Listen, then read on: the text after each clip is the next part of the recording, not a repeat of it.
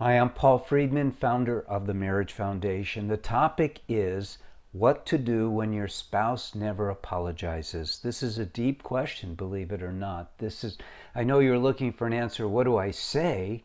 What do I do? They never apologize. First, let me apologize for this. I cut myself shaving and it's turning into this monster. Don't be distracted.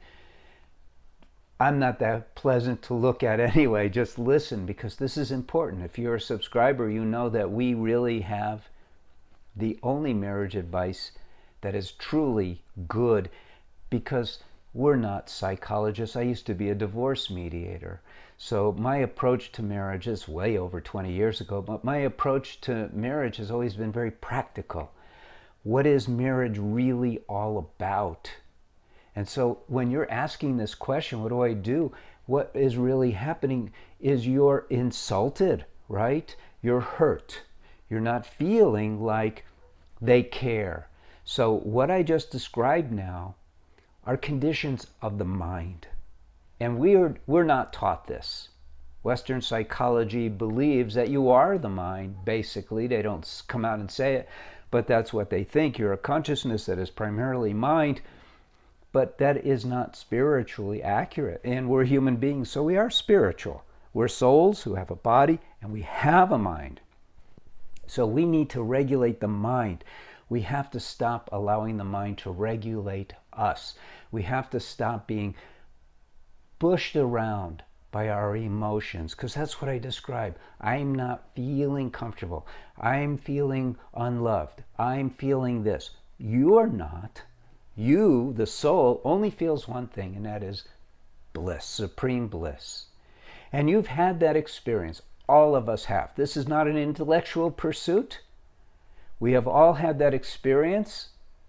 We have it when we look at our kids and we feel this love overwhelming us. We've had it at weddings. During the ceremony, there's always that moment when we're overwhelmed with love. We've had those moments when we realize we were in love with our husband or wife, overwhelmed. The mind cannot even handle those feelings, because those are the true feelings. And the mind is, think of it more like a computer. So by now you're getting a sense of this. Subscribe to the channel. Let's get back to this. So what's happening when your spouse is not apologizing and you go, I'm offended? I don't know whether they heard me or not. I don't think they care enough. Again, that I is the little I. And there's a saying, the little I shall die when I know who am I. No, you're the soul. You get to control the mind. In our courses, in the book, we describe this. We describe yourself, you, as a soul. You have a body, you have a mind. But don't you realize that you can control your mind? You can tell it to be joyful. You can tell it to not be distracted by these thoughts of insecurity, these thoughts that the mind is conjuring up. And look at it this way. You know that your mind is in particular sensitive to your spouse not apologizing, right? Do you think that's universal? Do you really think that everyone cares? No, of course not. Some people care even more than you. Some people couldn't care less. They don't even notice. Why? Because the mind is a computer that is for your use. Unfortunately, what's happened is your body's biological. We can call it the animal body. The animal body is comprised of trillions of living cells. What do we know from 5th grade? We know that the very sign of life is self-preservation, the drive to survive. Well, that is constantly pinging your mind. And when you, the soul, are not mastering your mind, telling it so, then it rules you. You have become a slave to your mind. And your mind is a slave to your body. What is going on here that we were not taught? That we're souls. You don't have a soul. You are the soul. You have a mind and you have a body. But we weren't taught. So we grew up with this misunderstanding. And then the world is running with that misunderstanding. And we have this whole Western psychological thing that tells us, oh no, you have to honor your emotions. You have to honor fear. You have to honor jealousy. You have to honor your feelings, your mind's feelings. And your spouse, your husband or your wife or your husband, I don't care, needs to respect that. And it's not true. You got married to be happy. You were born to be happy. Your mission in life is to be happy. Evolution dictates that we learn how to be happy. And the greatest way to be happy is to be love, to be our soul. And so we evolve by training the mind. That's step one. You have to master the mind. You cannot get away without it. This teaching is sorely lacking in our world. One must master their mind in order to feel the indwelling joy of the soul. And then you will know.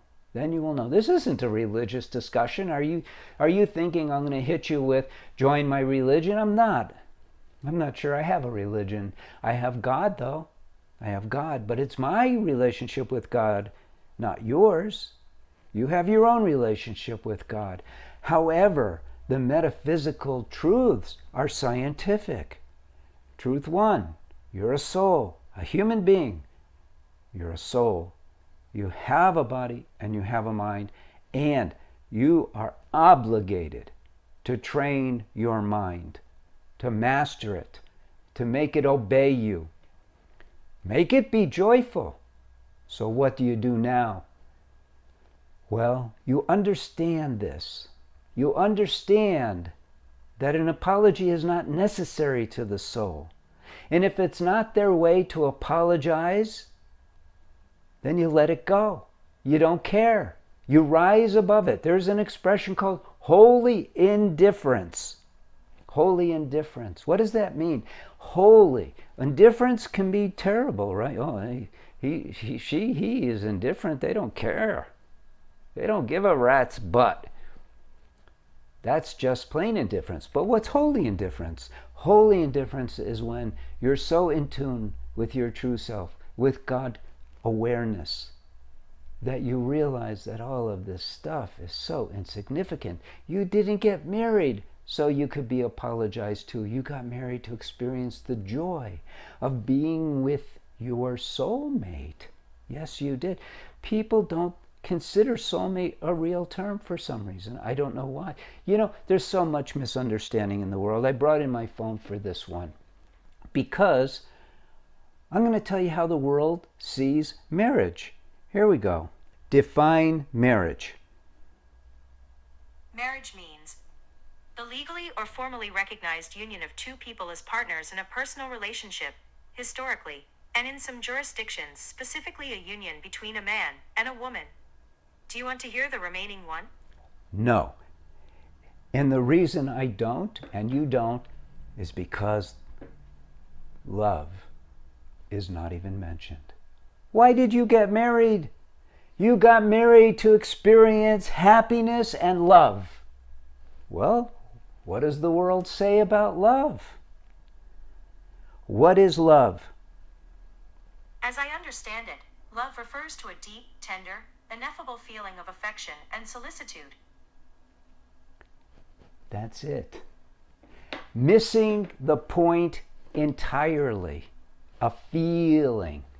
Love is everything. Love is the deepest of all feelings that springs from the soul itself. What is the nature of the soul? You know this.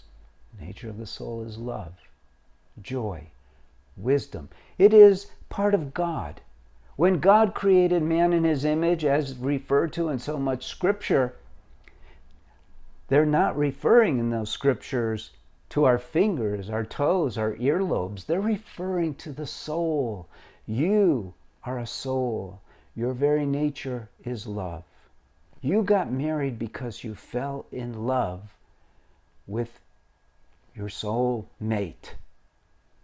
You were intended to use marriage to bring you to the highest states of love, consciousness, of joy, to where every day you're floating in that joy. Every day is better than the day before. It has nothing to do with your spouse. You are two individuals on an individual spiritual path, seeking love, seeking joy. That's the spiritual path. That's the definition of it. Together. The two of you are doing it together. But you're not codependent. You don't depend on each other to achieve that love. But that person is there for you to give all of the love that you have. You are meant to be dancing in love. You are meant to be dancing in joy. It doesn't come from your spouse. Love comes from God. But you find them as the perfect person for you to open your heart to completely, because you're married. And that is where it's all about. And when you start seeing marriage this way, when you start understanding love, when you start understanding you're the soul, you start realizing that whether they apologize or not for their errors or not errors, just maybe you have a fixation on something, is totally irrelevant to joy. If that's what it takes for you to be happy, you're in trouble. You need to be happy from within. You need to learn about marriage. You need to study it. Watch these videos. Read my articles. Get my books. If your marriage is in trouble, get one of the courses, either for men or for women, so you can learn and apply and float into the joy of marital bliss. Because that is what you are able to do when you understand. Truly. Now, if you've been following me and you want to become a TMF counselor, we want you to. And I'm starting to create a course to teach you, because we're not psychologists. Now, you might be a psychologist. You might be a psychologist and you realize that psychology doesn't work for healing marriages. Or you might be a clergy and you realize just referring to Scripture doesn't work for marriages. You need the depth, you need the understanding, and that's what we're teaching people. Even if you're just a marriage coach or you just want to become one, we want you to join us. We want you to be part of the TMF team, because we're changing the world. We're the cutting edge. We're like the information that came, similar to like when Galileo came. At his time, the world believed that the world, Earth, was the center of the universe. We look at that now and go, are you kidding me? But that's the best that they know. Just like today, they don't understand marriage. So we're introducing what marriage is really all about. We're going to start the TMF College for Marriage, TMF University of Marriage. So become part of us. I'm Paul Friedman. I founded the Marriage Foundation. God bless you. Take care, and see you next time.